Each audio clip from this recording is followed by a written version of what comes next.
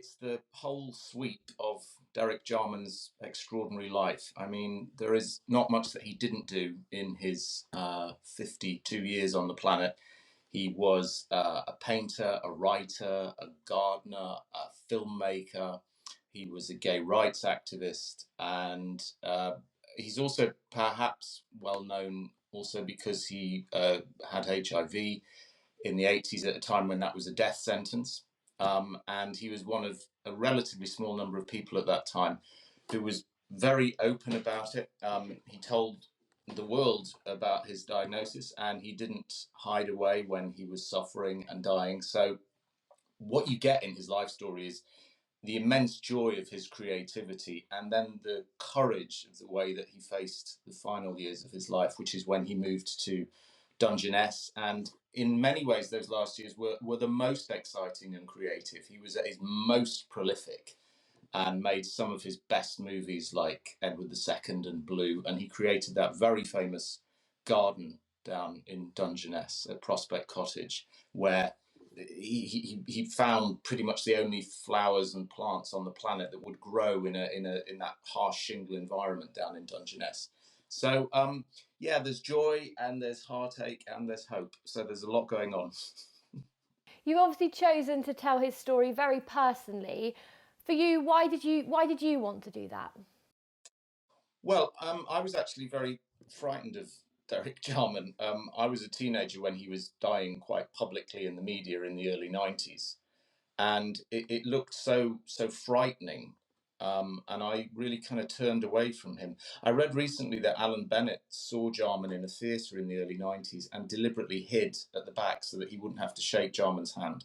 So I think he was a figure who a lot of people kind of neglected, really. And then just about 4 years ago, I decided to read Jarman's diaries, because I'm an inveterate diary reader, but I was a little bit afraid of what they might contain because they covered those last 5 years of his life. So there are two books. One is called Modern Nature, and then Smiling in Slow Motion. And I was staggered when I read them. The language is so beautiful. They are so witty and funny and full of hope, and the joy of living in the moment and making every day count. And so I thought, well, surely somebody must have the rights to this, and I'll not be able to get near it. And I approached his estate, and to my amazement, they said, no, nobody has done anything with his story, and we'd really like someone to do it. They made me jump through a few hoops, quite rightly, before they gave me full permission. But once they were on board, they've been intensely supportive, as have so many of Derek's friends. What's happening on the Monday performance at Greenwich, which is the actual date of what would have been Derek's 80th birthday, is that after my performance, about 10 of Derek's close friends, including people like Peter Tatchell, Simon Fisher Turner, who wrote the scores to lots of the movies, they're all going to come on stage and make speeches in honour of his birthday. So it's going to be a very, very special event, I think. We've come a long way since that time, since the 80s. How important is it now to tell this story to today's audiences, to young people today who may not have even known his story? Yeah, well, I think there are two reasons for telling his story right now. One is that he is exceptionally inspirational to anyone who has even the slightest flicker of creativity in them.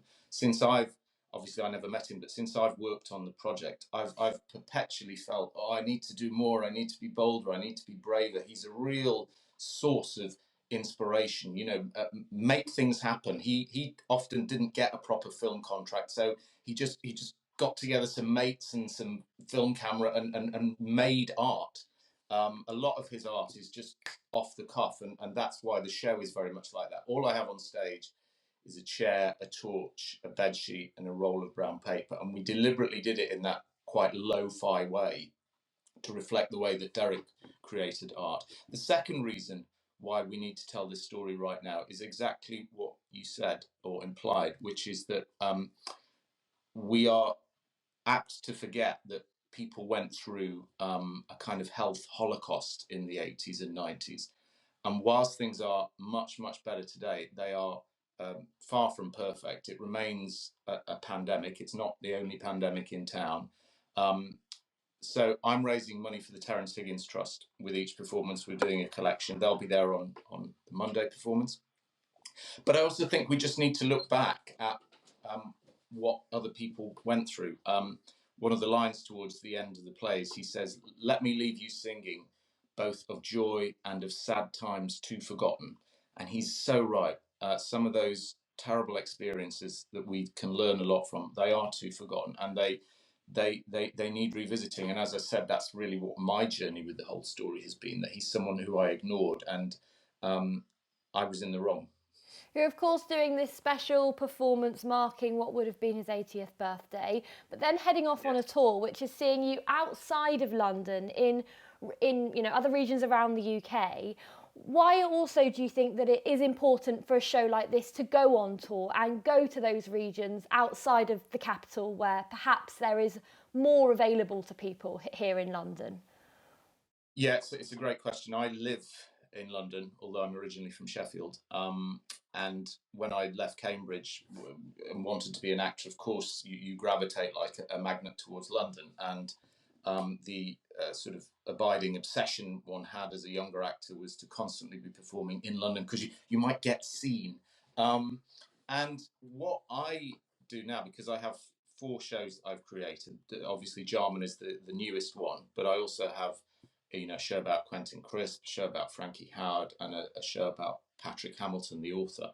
And I tour all 4 of them concurrently, like a kind of rep thing. I don't just tour one, stop, and move on to the other. I just mix and match because I enjoy that. It's a great challenge for me.